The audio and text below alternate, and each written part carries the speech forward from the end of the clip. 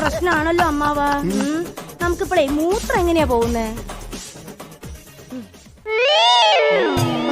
അല്ല, മൂത്രത്തിന്റെ കളർ എന്താ? എന്ത് നിറായിട്ടാ മൂത്രം പോകുന്നേ? ഞാൻ ബിനുവിനെ ഒന്ന് വിളിച്ചു നോക്കട്ടെ. അതാരാ?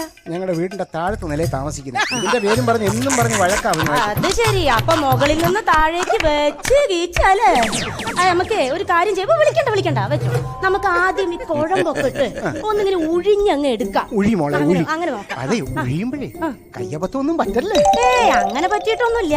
പിന്നെ ഒരു ദിവസം ഒരു ചെക്കനെ വയറിളക്കായിട്ട് വന്നു.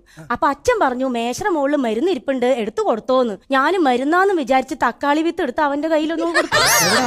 അവനോട് ദോ അങ്ങോട്ട് നോക്കിയേ, ഇവിടുന്ന് അങ്ങോട്ടേ നിരനിരയായി തക്കാളി വിത്ത് തളിർത്ത് നിൽക്കുന്നുണ്ട്.